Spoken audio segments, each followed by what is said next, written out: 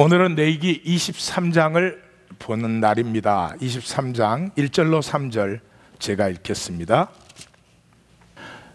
여호와께서 모세에게 말씀하여 이르시되 이스라엘 자손에게 말하여 이르라. 이것이 나의 절기들이니 너희가 성회로 공포할 여호와의 절기들이니라. 엿새 동안은 일할 것이요 일곱째 날은 쉴 안식일이니 성회의 날이라. 너희는 아무 일도 하지 말라. 이는 너희가 거주하는 각처에서 지킬 여호와의 안식일이니라. 아멘.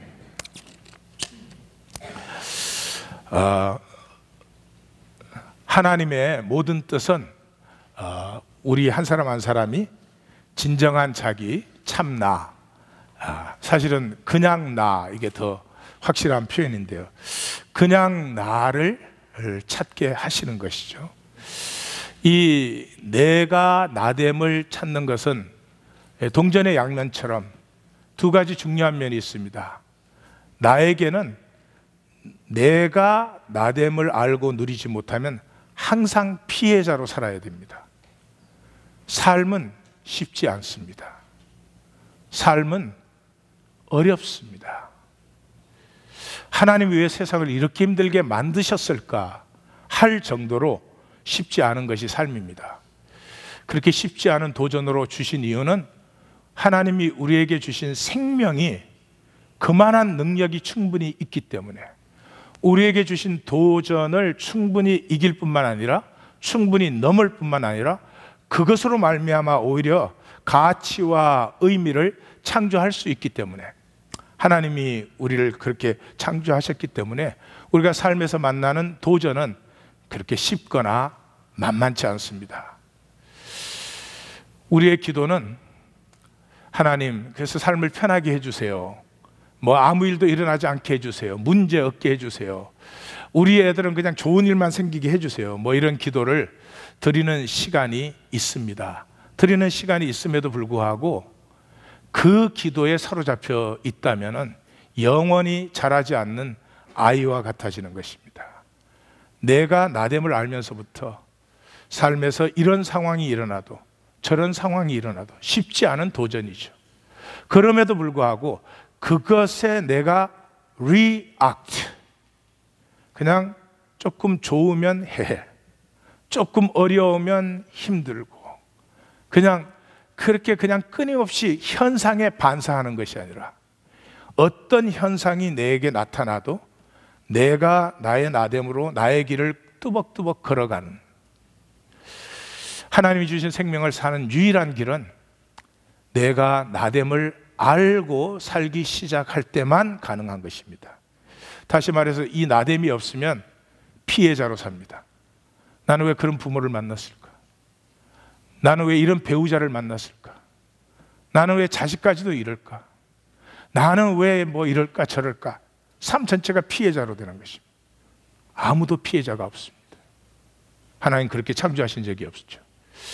자, 그것이 나됨의 중요성에 나의 관점이지만 이 동전의 디아들사이드는 하나님이죠. 하나님께도 이것은 아주 중요합니다. 하나님이 원하시는 것은 내가 너를 창조했고 내가 창조한 너로 피어나는 것, 그 속에 모든 영광, 유업, 신비가 들어있기 때문에 하나님 그것을 원하십니다. 그러니까 하나님은 내가 뭐 훌륭해지거나 이런 것에 전혀 관심이 없으시고요, 내가 진짜로 나인가 하는 것에 관심이 있습니다. 그래서 진짜인 내가 아니면 하나님이 알아볼 수가 없죠. 하나님이 만들지를 않으셨으니까 하나님이 알아보실 수가 없죠. 그래서 뭐라고요? 내가 너를 도무지 알지 못하노라. 하나님이 창조하지 않은 이상한 게 하나님 앞에 딱 나타났어요. 알 수가 없는 거죠. 하나님은 자기의 모든 사랑으로 나를 창조하셨고 나를 또 그 생명으로 충만한 나를 만나기를 원하시는 것입니다.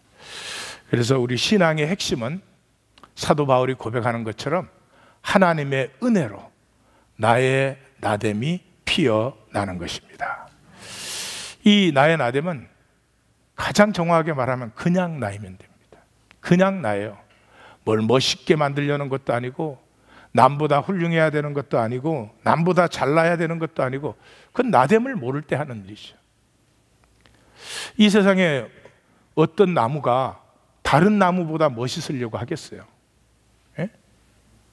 이 땅에 어떤 나무가 자기가 그 나무보다 작다고 열등의식을 느끼겠어요? 만물은 은혜 속에 자기입니다. 근데 이 인간만이 그것을 누리지 못하죠. 그래서 오늘 들어가는 나눔은 생명은 그 자체로 아름다워요. 생명에다 계급장을 붙여서 아름다운 게 아니고 그 자체로 아름다워요. 오늘 기독교는 우리는 교회 나와서 또 계급장을 붙여요. 난 믿음 좋은 사람, 난 뭐 열심인 사람, 뭐 잘 믿는 사람 모르겠어요. 하여튼 나됨을 회복받아야 되는데 나됨은 알지 못한 채 계급장을 붙이고, 그 계급장을 또 다른 사람이 인정해 주지 않으면 또 힘들어하고, 또 인정해 주면 자기가 잘난 줄 알고 뭐 이렇게 되는 거죠. 제가 생각할 때 오늘 기독교가 이 모든 정답, 옳은 답을 다 갖고 있음에도 불구하고 그렇게 무기력하게 된 이유는 존재론적 신앙에 빠져 있다. 존재론적 신앙이 뭐냐? 우리가 자꾸 하나님을 믿는다 그래요. 하나님은 무한하시고 무세부재하십니다. 우리가 믿는다 그럴 때는 믿는다에는 우리에겐 대상, 오브젝트가 필요해요. 그냥 믿는다기는 아무런 의미가 없죠. 내가 당신을 믿습니다. 나는 하나님의 뜻이 역사에 이루어지는 것을 믿습니다. 나는 성도가 교회가 되는 것을, 오브젝트가 필요해요. 믿음의 대상이 필요해요. 근데 하나님은 우리의 대상이 되실 수 없어요. 왜? 하나님은 우리가 comprehend, 우리의 의식 속에 이렇게 끼워 맞춰지실 수가 없어요. 너무 크시니까, 무한하니까. 그래서 하나님을 믿는다는 사람들은 하나님을 믿는다는 걸 자기 멋대로 써요. 코에 걸면 코걸이, 귀에 걸면 귀걸이. 성경은 하나님을 믿으라고 하지 않습니다. 이 성경은 약속입니다. 테스트먼트, 약속입니다. 성경은 하나님의 약속을 우리에게 보여주고 이 약속을 믿으라는 것이죠. 그 약속이 무엇입니까? 우리의 생존 세계의 끝은 죽음입니다. 그런데 그 죽음이 끝이 아니고 죽음 넘어 생명의 나라가 있다는 거죠. 이건 단순히 우리가 끝에 죽을 때만을 얘기하는 것이 아니죠. 우리의 삶의 한 걸음 한 걸음에서 내가 살려고 몸부림치는 것이 아니라 정정당당하게, 내가 아직 부족하잖아요. 내가 아직 미성숙하잖아요. 내가 아직 죄악되잖아요. We are still simple, very wicked. 굉장히 악합니다. 그거 못 느끼십니까? 그럼 참 문제입니다. 예. 우리 너무 옳은 척하며 살기 때문에 나의 악함과 죄악됨을 알고는 있지만 쓱 깔아뭉갠 뒤에 전혀 그런 것이 없는 것처럼 남을 판단 정죄하고 그러기가 쉽습니다. 그런 것이 아니고 순간순간 죽어야 되는 나. 내가 어떤 사람이 좋다 안 좋다 판단했어요. 내가 다 알아요? 다 모르잖아요. 근데 내가 판단했잖아요. 그러니까 그 판단에 대해서 내가 죽을 때 진정으로 그 사람을 알게 되는 것이, 내 판단 속에 사로잡혀 있는 한 그 사람을 절대로 알 수가 없죠. 그래서 우리는 다 외로워요. 아무도 몰라요. 다 아는 것처럼 하는데 아무도 몰라요. 심지어 부부와 남편과 아내 사이도 이래요. 죽음이 생존에는 끝이라고 마귀가 속이지만 하나님의 생명 역사는 죽음을 넘어섬으로 생명이 펼쳐지게끔 하나님의 약속이에요. 이것을 우리 개인의 삶뿐만 아니라 이 역사 전체에 이루신다. 이것을 신학적인 용어로 섭리, providence, 하나님의 뜻이다, 계획되신 그 우주를 향한 뜻이다, 그렇게 하는 것이죠.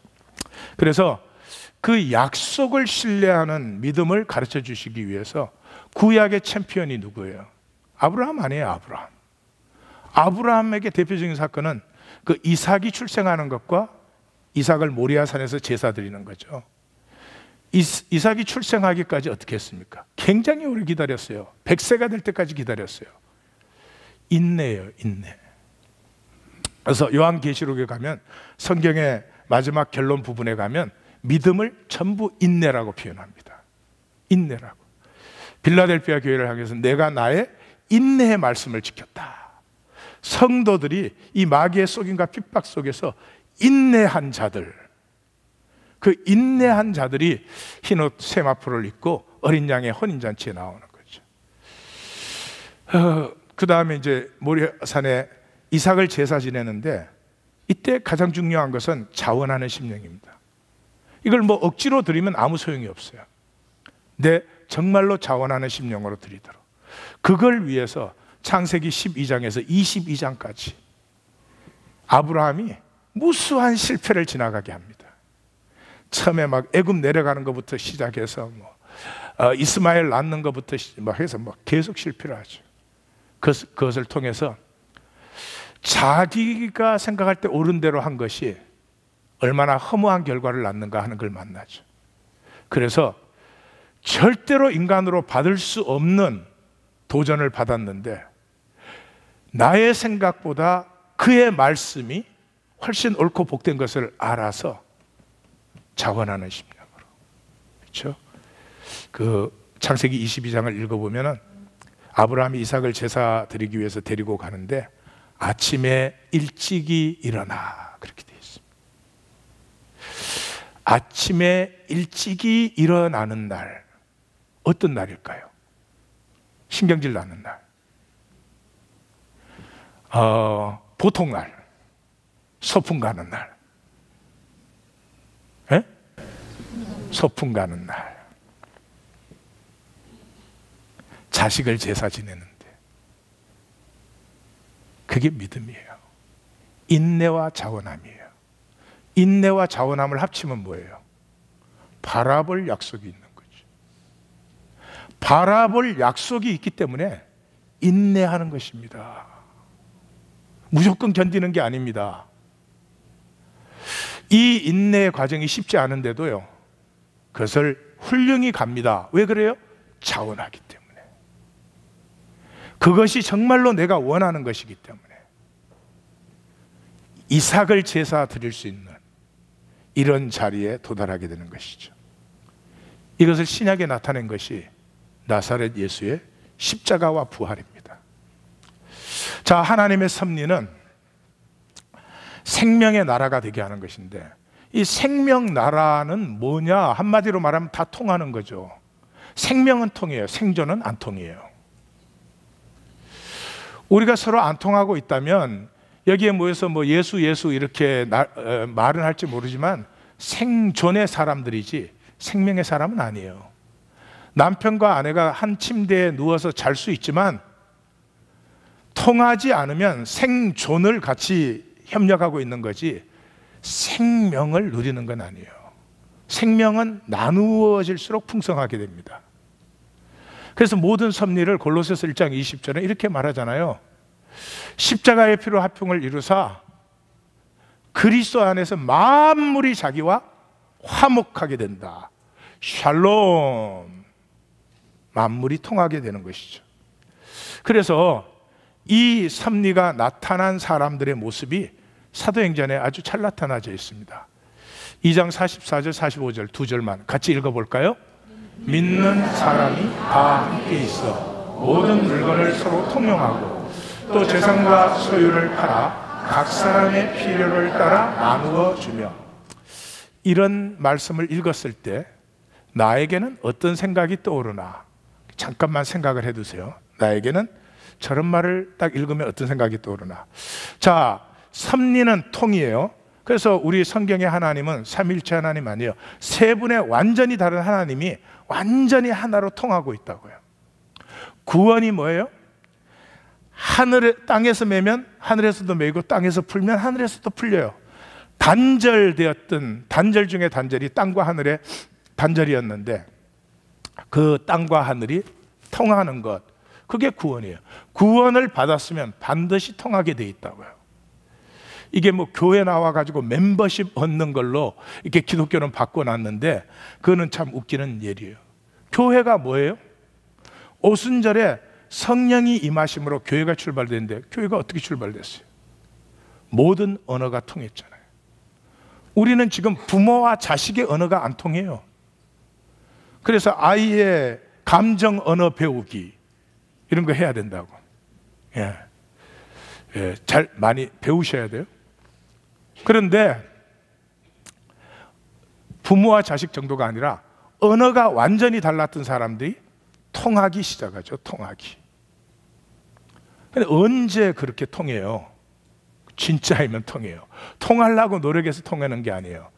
힘쓰고 애쓰고 힘으로 능으로 되는 일이 아니고 내가 진짜면 되는 거예요. 내 아내하고 쟤하고 나누는데 내 아내가 자기로 진실되고 내가 나로 진실되면 말을 해도 통하고 안 해도 통해요. 말을 할 때만 통하면 어떻게 살아요? 말을 안 해도 통한다니까 이러면 맞겠구나. 예.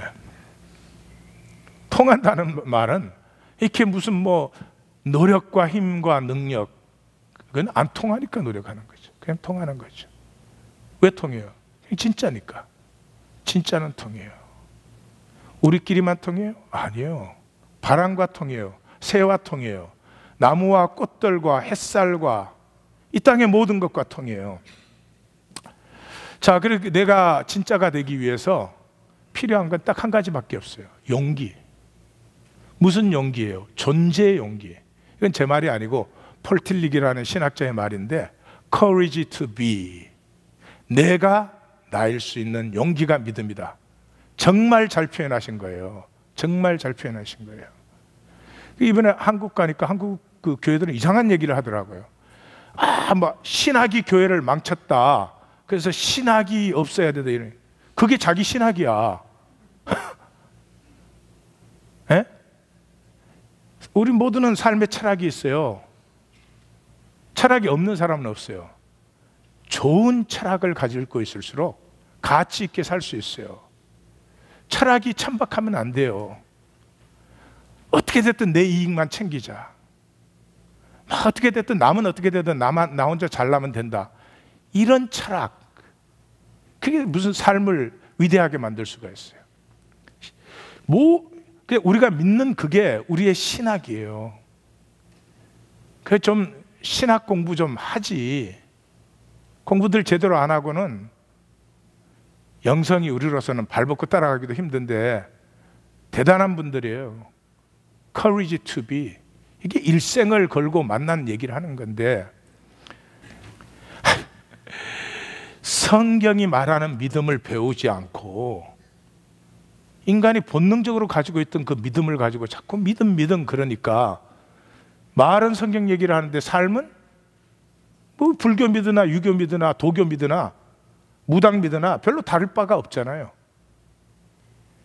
약속을 믿는다. 이건 어마어마한 얘기예요. 다음 주제로 넘어가기 전에 믿음이 용기다. 존재의 용기다. 그냥 내가 나로 살 수 있는. 우리는 다 지금 그러거든요. 내가 나인 것은 좀 아직은 미성숙하니까 좀 멋있게 만들고 말 한마디를 해도 멋있게 하려고 하지 내 진실을 나누는 거에는 별로 관심이 없잖아요. 예? 멋있게 하는 말보다 멋있게 맨날 말해야 자기는 안 잘하지. 그러나 부족해도 내 진실대로 나누기 시작하면은 진실대로는 성질대로가 아닙니다. 또 걱정되네 얘기하고 보니까. 진실될 때 진실을 표현할 때 사람은 온유하고 겸손하고요. 상대를 존중하고 진실은 그렇게 돼 있어요. 함부로 하는 게 진실이 아니에요. 부족하지만 나의 진실을 나눌 수 있는 게 용기인데 용기의 반대는 뭘까요?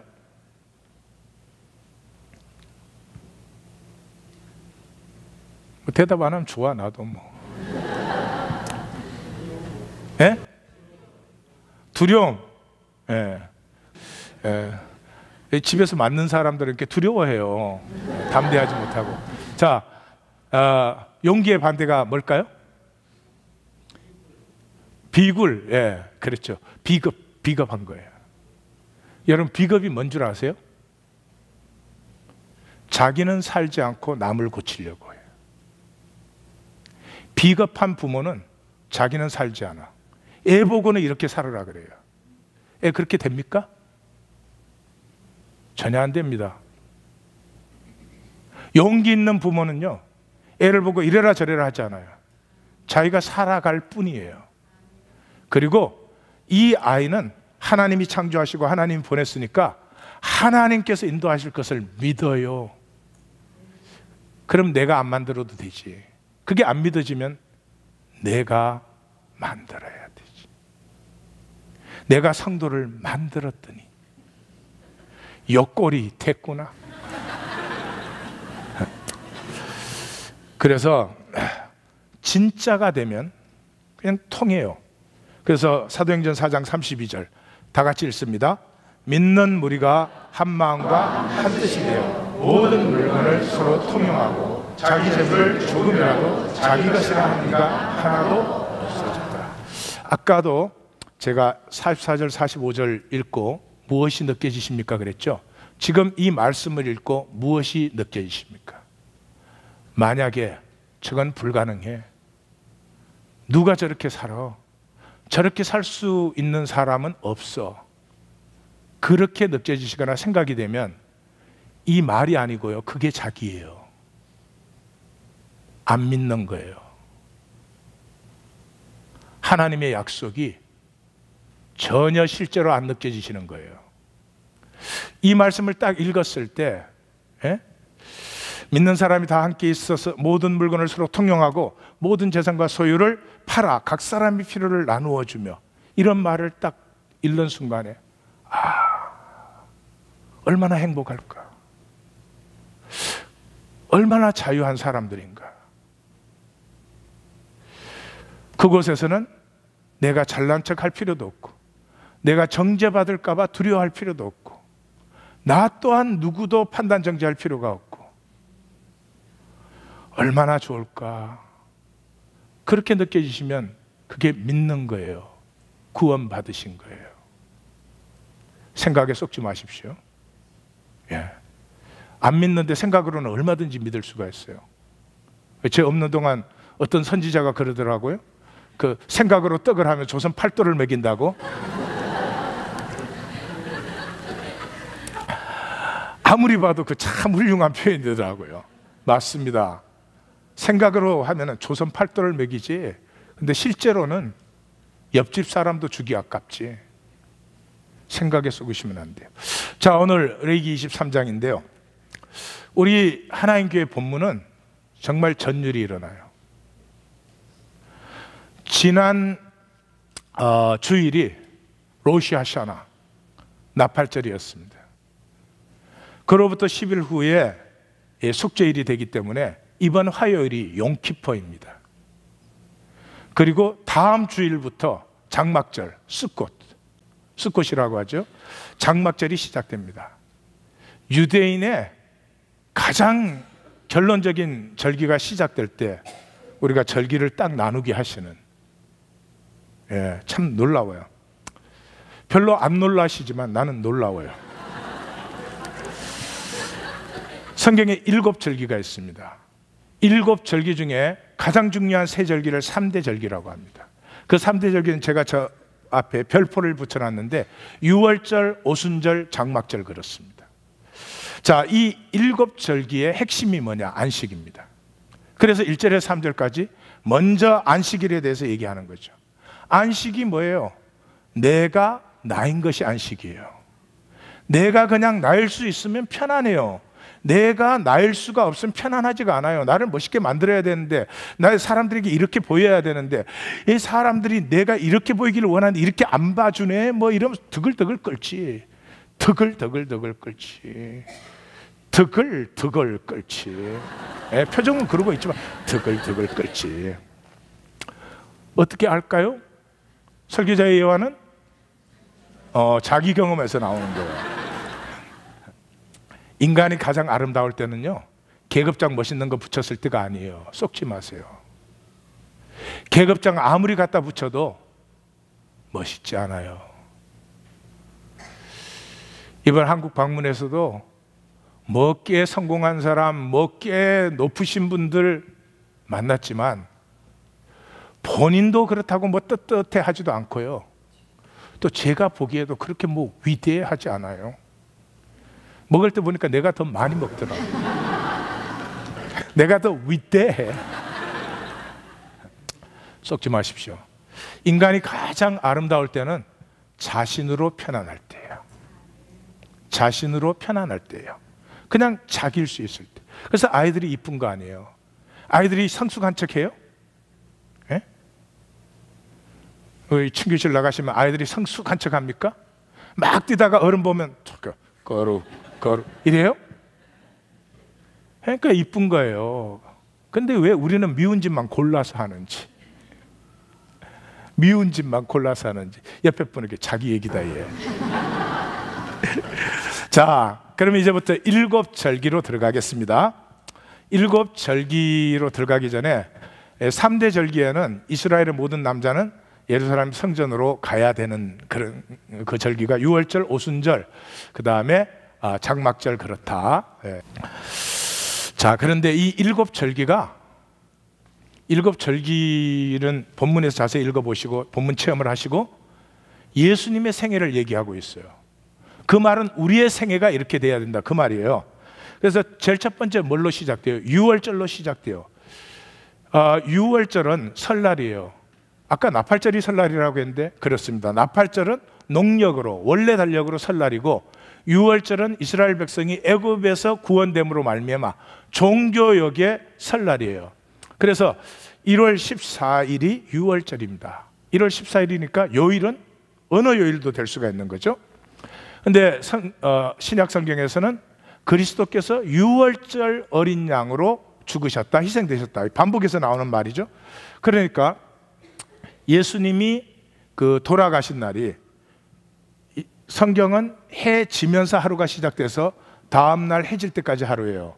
그래서 해 지고 예수님이 체포됐죠. 체포돼서 밤에 재판을 받으시고 아침 9시에 십자가에 달리시고 오후 3시에 운명하셨어요. 그러니까 유월절 하루 안에 완전히 이루어졌어요. 그래서 이 유월절에 이어서 무교절로 들어갑니다. 무교절은 누룩이 없는 빵을 먹기 때문에 무교절인데, 이 무교절은 고난을 상징하는 거죠. 그래서 세례 요한은 보라, 세상 죄를 지고 가시는 하나님의 어린 양이로다. 죄를 지는 것이 아픔이에요. 남편이면 아내의 죄성에서 나오는 것을 품어 안는 거예요. 그게 아픔이죠. 아픔을 통해서 생명이 자라요. 항상 아프면 안 되겠죠. 그래서 하나님 그렇게는 안 하십니다. 그러나 아픔을 직면하는 순간에는 아픔을 품어 안아야 돼요. 아픔에 대해서 내가 죽어야 돼요. 아픔을 품어 안아서 아픔을 질식사시킬 때 상대방의 죄, 그 부분의 죄의 뿌리가 뽑히는 거예요. 하나님은, 예수님께서는 이 세상의 모든 죄를 품어 안으셨죠. 이 고난을 상징하는 무교절을 지나서 임하는 것이 초실절입니다. 초실절이에요. 여기가 중요한 부분이에요. 초실절은 부활을 의미합니다. 왜 부활을 의미하는가? 초실절은 유월절이 아무 요일이나 된다 그랬죠. 유월절이 지나고 첫 안식일, 첫 안식일 다음이 초실절이 되는 거예요. 초실절에는 첫 곡식, 그러니까 이때는 보리죠.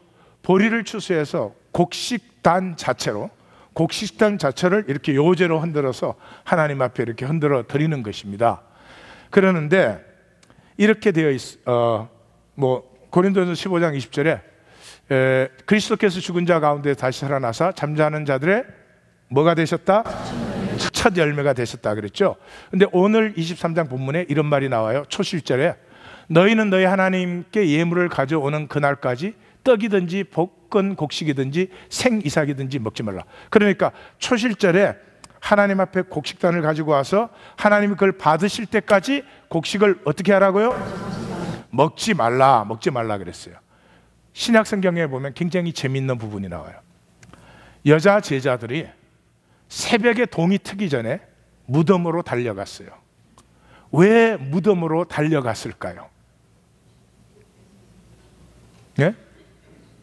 여러 가지 뭐 하지만 바른 답들을 다 얘기하신 걸로 믿어요. 첫째는 아마 잠을 잘 수가 없었을 거예요. 주님이 어떻게 되셨나? 부활하신다고 했는데 아마 그건 제일 작은 거였을 것 같아요. 무엇보다도 예수님을 사랑했기 때문에 안식일이 끝나기만 기다렸을 거예요. 그래서 새벽 미명에 달려갔습니다. 그러니까 새벽 미명에 예수님이 보고 싶어서 달려간 이 여자들은 누구를 만났어요? 예수님을 만났어요. 남자 제자들은 어떻게 했어요? 새벽 미명에 달려갔나요? 아니, 잠잘 거 다 잤지. 아마 여자들 깨울 때 막 신경질 냈을지 몰라. 잠이나 자 막 이러면서. 그래가지고 나중에 갔더니 남자들 갔을 때는 뭐만 있었어요? 빈 무덤만. 예. 그 뭔지 모르지만 이 여성의 사랑과 남성의 사랑은 좀 차이가 있는 것 같아요. 남성의 사랑은 항상 논리적이고 좀 계산적인 면이 있어. 나는 안 그렇지만.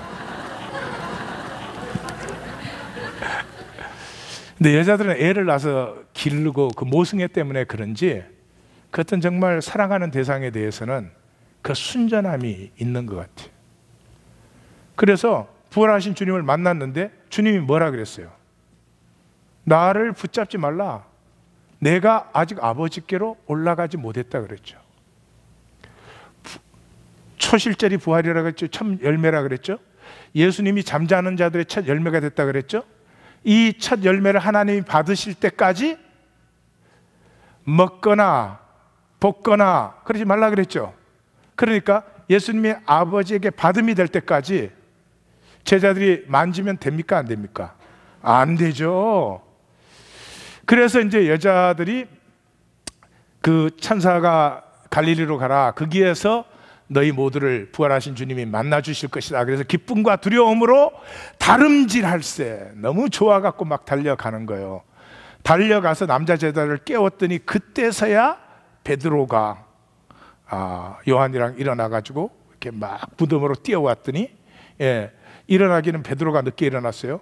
그래가지고 무덤에 도착할 때는 요한이 먼저 도착했는데 들어가기는 누가 먼저 들어갔다? 베드로가 성질대로 먼저 들어갔어요. 들어갔더니 뭐 텅 빈 무덤밖에 없죠. 그래서 여자들이 달려가는 그 사이에 주님은 하나님에게 받으심이 되고 제자들에게 나타나셨죠. 말씀하신 대로. 그때는 어떻게 했어요? 그 발을 붙잡고 경배하니. 그 발을 붙잡고 경배하니. 그러니까 성경은 분명하게 보여줘요. 예수님이 첫 열매가 되신 것을. 옆에 분에게 나도 알곡이 돼야 되지요? 이렇게 물어봐요.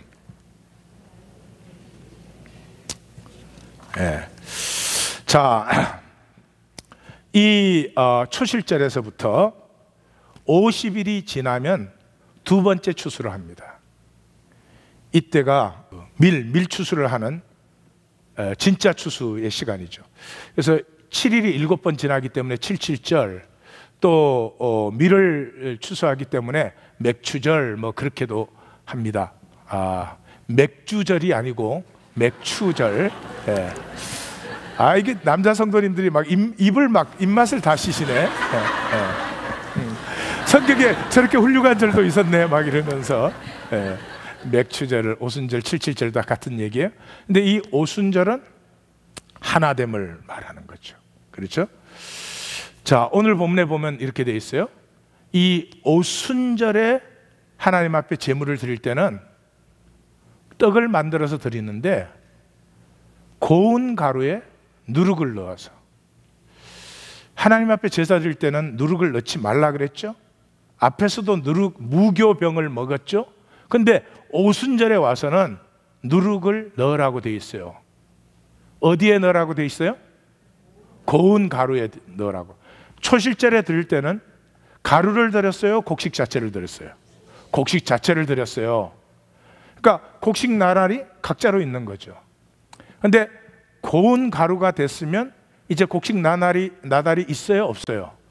다 섞여서 하나 된 거밖에 없어요. 옆에 사람한테 물어봐요. 곡식이냐, 나달이냐, 가루냐 한번 물어봐요. 대답을 해주세요. 너를 콩가루로 만들어주마. 우린 다 자기는 가루가 안 되고 남을 가루로 만들려고 그래. 예. 자, 그러니까 가루가 되면은, 하나가 되려면 가루가 돼야 돼요, 안 돼요? 돼야 되죠. 그러니까 가루가 되었을 때는, 나의 이고가 없어졌을 때에는 누룩을 넣어도 돼요. 나의 에고가 죽은 다음에는 한없이 커져도 괜찮아요. 에고가 살아있을 때는 내가 커지려면 너가 반드시 죽어야 돼. 이 가정을 내가 컨트롤 하려면 너는 잠잠해야 돼. 그런데 이고가 사라지고 생명이 피어나기 시작하면 내가 한없이 커지고 너가 한없이 커져도 하나도 대립되거나 충돌되지 않고 오히려 하나님의 풍성한 은혜가 넘쳐난다.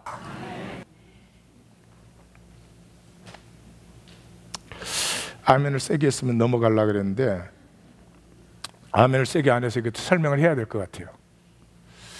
자, 전에 제가 그런 말을 들었어요. 우리 결혼 10주년 됐을 때 제가 이제 제 아내에게 진주 귀걸이 120불짜리를 선물했어요. 왜냐 그러면 그 전전해에 진주 목걸이를 하나 사줬기 때문에 매치되는 걸 하나 사서 줬어요. 근데 내가 에고로 그걸 주면은 용돈 200불인데 한 달에 120불 주고 선물 사고 나면 나는 뭘로 살아? 그러니까 주면서도 아까워. 짜증이 나는 거야. 딱 주면은 그 아깝고 짜증나 하는 선물을 받은 내 아내는 어떻게 될까요? 더 짜증이 나. 그러면 이 짜증과 저 짜증이 합쳐지면 3차 대전이 일어나. 그런데 이번에는 내가 120짜리 선물을 주면서 좀 더 좋은 거, 예쁜 걸로 사주면 참 좋을 텐데 참 내가 능력이 부족하다, 안타까운데 제 아내가 그걸 봤더니 그걸 기뻐하는 거예요. 그러면 내 부족한 선물을 받고 기뻐하는 아내를 보고 나는 짜증날까요? 더 기뻐질까요? 더 기뻐져요. 그러면 내 아내는 자기가 기뻐하는 걸 보고 더 기뻐하는 남편을 보고 더 기뻐질까요? 짜증날까요? 더 기뻐져. 그러면 내 선물을 받고 기뻐하는 아내를 보고 기뻐하는 나를 보고 더 기뻐진 아내를 보고 나는 더 기뻐질까요? 설교할 거 없을 때는 이것만 그냥 계속 하면 돼. 계속 왔다 갔다 하면. 보이세요? 이고가 깨어진 다음에는 액츄얼리 우리가 육체를 벗은 다음에는 우리를 하나님이 우주보다 더 크게 하십니다. 우리 서로가 다 그렇게 창대하고 강성하고 번성하는데도 전혀 충돌되지 않습니다. 땅에는 그런 게 없습니다. 내가 살려면 너를 죽여야 되는 거죠. 고운 가루에 누룩을 넣을 수 있는 하나님께서 마음껏 부풀릴 수 있는 성도들이 되시기를 주의 이름으로 축원합니다. 그래서 이 오순절에서 하나됨이 출발된 거죠. 그래서 신약 성경에 이것을 십자가로 이들을 한 몸으로 만드시고 모든 원수된 것을 소멸하셨다 이렇게 말해요. 그래서 이 오순절 맥추절 제일 마지막 절이 22절인데 다 같이 읽습니다. 너희 땅에 곡물을 벨 때에 반 모퉁이까지 다 베지 말며 떨어진 것을 줍지 말고 그것을 가난한 자와 거리민을 위하여 남겨두라. 나는 너희의 하나님 여호와이니라. 아멘. 그러니까 우리가 하나는 어디에서 하나가 되느냐 그러면 우리에게 가장 작은 자, 우리에게 가장 부족한 자를 우리가 품어 안았을 때가 하나 된 거예요. 예? 이 뭐 어떤 이유로든지 뭐 가난하든지 뭐 믿음이 없든지 뭐 성격이 나쁘든지 뭐 범죄가 있든지 무슨 연약함이 있든지 그 사람은 부족하기 때문에 우리가 못 받아. 그건 우리끼리 잘난 척하는 거지 하나 된 게 아니다. 하나 된 게 아니다. 예. 그래서 이때로부터 이 오순절이 지나고 4개월이 지나면 그러면 이제 나팔절. 지난주가 우리 나팔절이라 그랬죠. 로시 하샤나. 예. 이 나팔절은 재림을 상징합니다. 그래서 데살로니가 전서에 보니까 주께서 오령과 천사의 소리와 하나님의 나팔 소리로, 하나님이 트럼프 분다는 소리가 아니죠. 예. 이 세상에 이 생존이 만든 거짓 질서들이, 거짓 세계가 깨어지는 그 새로운 세계의 도래를 알리는 하나님의 우렁찬 소리가 울려 퍼지는 것이죠. 이 나팔절이 오고부터 10일째가 용키프림, 이번 화요일이 되죠. 속죄일이 되는 것입니다. 이 속죄일이 되면은 희년을 선포해요. 희년 50년째 속죄일에는 희년을 선포하면 모든 빚을 탕감해주고 모든 노예를 해방합니다. 하나됨이 완성. 오순절에서 하나됨의 출발, 이 속죄일에서 하나됨이 완성이 되는 거죠. 그래서 요한계시록은 이렇게 말해요. 또 내가 크고 흰 보좌와 그 위에 앉으신 이를 보니 땅과 하늘이 그 앞에서 피하여 간 데가 없더라. 하나님의 새 질서가 도래할 때 이 본질에서 단절된 거짓 현상은 그때 다 사라져요. 지금 우리는 이 거짓 현상을 마음대로 살고 있습니다. 내 본심은 딴 데 있는데도 교회 오면 믿는 척, 친구 만나면 친한 척, 동창 만나면 즐거운 척, 잘 살고 있는 척, 문제 없는 척. 본질에서 단절된 거짓 현상을 마음대로 만들면서 살아요. 그러나 그 현상은 언제까지? 육체가 죽을 때까지. 내 브레인이 없어질 때 생각이 없어져요. 이 거짓 현상은 전부 생각에서 나온 것이죠. 평생을 생각으로 사시면 그렇게 열심히 살고 다 없어지는 거예요. 슬피 울며 이를 갈게 되는 거죠. 왜요? 누릴 수 없으니까. 누릴 수 없는 정도가 아니죠. 생명이 피어난 사람들은 이 거짓 현상 세계가 끝나는 순간 이 무한한 본질 세계, 무한한 신비와 아름다움을 풍성하게 누리고, 누릴수록 더 장성하고 누릴수록 더 잘하고, 그 생명이 점점 커져가는데 나는 거짓됨으로 쪼그라들어 있어요. 이 세상에 그거보다 힘들고 아픈 일이 없어요. 그 골프 농담에 그런 농담이 있더라고요. 아주 잘 만들었다고 생각이 돼요. 천국에 가면은 골프장이 그렇게 잘 만들어져 있대요. 너무너무 좋고 아주 그냥 정말 마음껏 즐길 수가 있대요. 지옥을 가면 똑같이 있대요. 그렇게 멋진 골프장에 멋진 골프채 다 준비되어 있대요. 근데 공만 없대. 웃으시지 마세요. 잘 들으셔야 됩니다. 하나님이 천국 지옥 구별합니까? 우리가 못 누려요.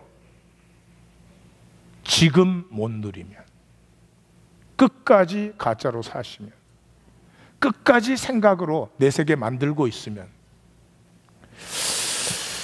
자, 이 속죄일을 지나서 하나님의 잔치가 들어오죠. 그걸 장막절이라고 합니다. 이 초막을 짓기 때문에 초막절 또는 수장절이라고 부르는 그런 것이죠. 그래서 이래 동안 즐거워하라. 이 요한계시록에서는 이것을 어린 양의 혼인잔치라고 표현을 합니다. 자, 이 7절기가 제가 시작할 때 뭐라 그랬죠? 예수님의 생애라고 그랬습니다. 예수님의 생애. 예수님의 생애라는 것은 생명이 이 땅에 살아갈 때 그렇게 산다는 거죠. 생명이 이 땅을 살아갈 때 이런 절기들을, 이런 시즌들을 지나간다는 거죠. 우린 다 시즌을 지나가고 있잖아요. 뭐 유아기, 유년기, 뭐 청소년기, 청년기, 시즌을 지나가는 거잖아요. 그 시즌 속에 뭐가, 이 7절기가 담겨야 되는 거죠. 그래서 예수님이 뭐라고 합니까? 요한복음 35장 39절에서 다 같이, 너희가 성경에서 영생을 얻는 줄로 생각하고 성경을 연구하거니와 이 성경이 곧 내게 대하여 전하노라. 성경이 하나님이 누구시다, 뭐 하나님이 왜 창조를 했다, 이런 거 가르쳐주는 책이 아니에요. 성경은 하나님이 창조한 생명으로 이 땅을 살아갈 때, 하나님의 시간들을 지나갈 때, 하나님의 절기를 지나갈 때 그 삶을 통해서 이런 생명의 영광을 이루신다 하는 생명길을 보여주고 있는 거죠. 그래서 우리 자신에게 유월절이 시작돼야 됩니다. 언젠가는 시작돼야 됩니다. 우리 모두는 이 세상에서 내 것 챙기고 나 지키고 보호하고 나 살아야 되고, 그런 시간이 필요합니다. 양육과 성장의 시간이에요. 그때는 하나님이 그것을 하게 해요. 그러나 평생 그거 하시면 안 돼요. 평생 그걸 하시면 안 돼요. 내 삶의 어느 순간에는 이러한 생명으로 주시고 이렇게 자라나게 하신 것은 이 땅의 아픔을 향해서, 다시 말해서 이 땅의 아픔을 아파하시는 하나님의 가슴을 나도 느끼고 내 삶이 나누어지고 내 삶이 드려짐으로 말미암아 그 나누어지고 드려지는 곳에 하나님 나라가 세워짐을 향해서 나를 드리는 유월절이 출발되어져야 된다. 유월절이 출발되지 않은 삶은 끝까지 허무한 거죠. 우리가 다 경험하는 거니까 제가 설명할 필요가 하나도 없죠.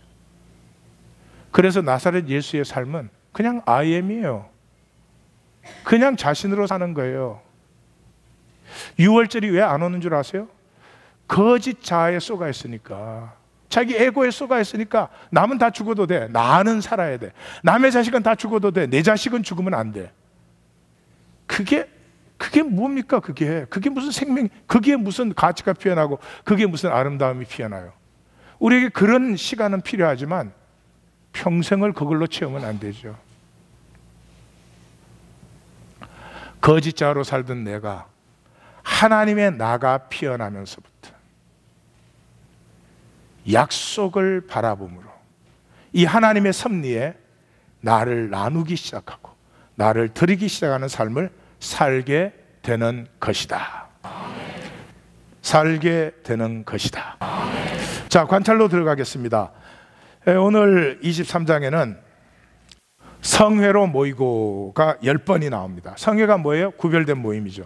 성회를 오늘 우리말로 하면 뭐죠? 예배로 모이고, 예배로.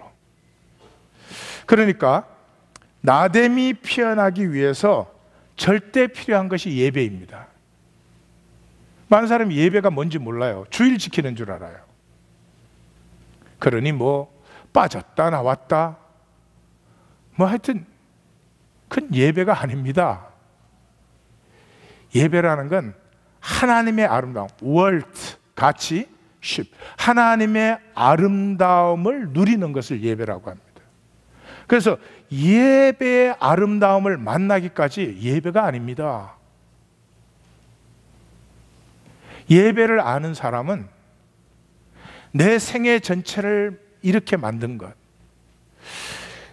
이 육체 안에 있는 내가 이런 순결함을 사모하고 내 속에 눈물이 흐르는 것을 오히려 기뻐하고 내 안에 있었지만 살지도 피워보지도 못했던 것들이 내게서 피어나게 할 수 있는 유일한 중심이 예배입니다. 예배를 만난 사람은 이 세상에 가장 아름다운 것이 예배인 줄 압니다. 모든 것을 포기할 수 있지만 예배를 포기할 수 없어집니다. 그 사람이 예배자입니다. 이 시대는 예배자가 없죠. 예수님 때로부터. 그래서 예수님 뭐라 그랬어요? 하나님이 찾으시는 건 딱 한 사람밖에 없어요. 뭐예요? 영과 진리로 예배하는 자. 히브리서 10장 24절 25절은 서로 돌아보아 사랑과 선행을 격려하며 모이기를 피하는 어떤 사람들의 습관과도 같이 하지 말고 오직 권하여 그날이 가까울수록 그리함을 덮으지. 그렇습니다. 약속을 바라볼수록 예배가 점점 더 간절해집니다. 이것이 간절해지면 간절해지는 만큼 예배의 능력이 나를 씻어내고 나를 순결하게 하고 흔들릴 수밖에 없는 나를 그 바라봄을 향해서 흔들리지 않고 선명하게 해주며 은과 금으로 바꿀 수가 없는 것이죠.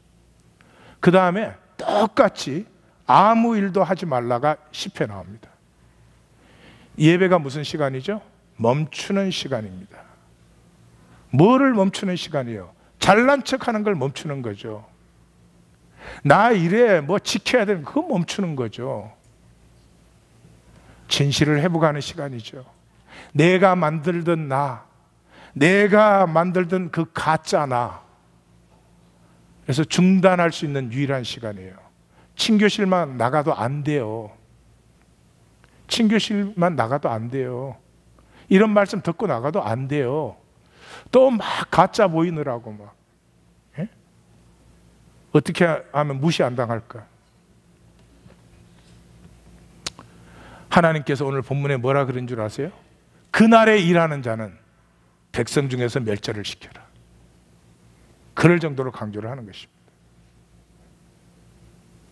우리 하나님 성도님들은 예배로 나오시고 예배로 나오시는 순간 내가 나만을 든든 가짜 만들기에서 중단이 되고 하나님이 내 진짜를 어루만지시며 씻어주시고 회복하시며 나를 피안하도록 하나님께 맡겨드리는 예배까지도 자기가 다 정해갖고 그 자기 예배지 무슨 하나님 예배예요. 그러면 안 되죠.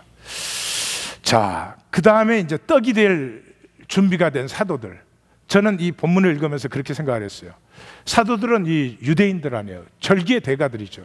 그러니까 유월절, 초실절이 이루어지는 것을 보면서, 그렇죠? 죽으시고 십자가에 죽으시고 부활하셨잖아요. 그걸 보면서 사도들에게는 어떤 기대가 생겼을 거예요. 아, 오순절이 오겠구나 하는 기대가 생겼을 거예요. 특별히 예수님이, 부활하신 예수님이 제자들 다시 만나서 40일 동안 하나님의 나라에 대해서만 가르쳤잖아요. 하나님 나라가 뭐예요? 하나님의 약속 아니에요. 이 약속에 대해서 40일 동안 집중적으로 들었어요. 그 다음에 예수님 성천하시고 10일 동안 성경에 이렇게 말해요. 더불어 마음을 같이하여 오로지 기도에 힘썼다. 그러니까 예수님이 40일 동안 하나님 나라 약속을 리마인드 시키고 딱 승천하셨을 때 제자들에게는 선명한 바람이 생겼을 거예요. 이 유월절이 지나고 초실절이 지나고 이제는 오순절의 시간이다 하는 것을 아마 기다렸을 것 같아요. 거기에 오순절의 역사가 임했죠. 오순절이 아까 뭐라고요? 통하는, 하나 되는, 가루가 되어서 한 떡으로 뭉쳐지는 그런 시간이다. 그래서 제사함과 성령의 선물, 이거 우리가 가장 이제 오해하는 것 중에 하나인데, 베드로가 이제 그렇게 다 이렇게 설명을 하니까 어찌할 거고, 그러니까 너희가 회개하여 각각 예수 그리스도의 이름으로 세례를 받고 죄사함을 받으라, 그리하면 성령의 선물을. 그러니까 죄사함은 단절이 끝나는 거예요. 죄사함은 교리가 아닙니다. 내가 예수님 믿습니다, 그럼 내 모든 죄가 무효화된 것? 아니에요. 죄가 왜 무효가 돼요? 내가 살은 것인데. 내게 부족하고 악했던 그것이 하나님 안에서 가루가 되었을 때 오히려 빵 맛을 내는 것이죠. 이해가 되셨으면 좋겠어요. 이 단절, 제사함이라고 하는 것은 단절이 끝나고 성령의 선물은 하나됨이 출발되는 것이죠. 그래서 하나됨의 유일한 조건은 그냥 진짜면 돼요. 그냥 나이면 돼요. 이 가짜는 절대로 하나가 될 수 없어요. 그게 인간의 원래 출발이었어요. 타락 전에 출발이 뭐였어요? 벌거벗었으나 부끄러워하지 아니하였다.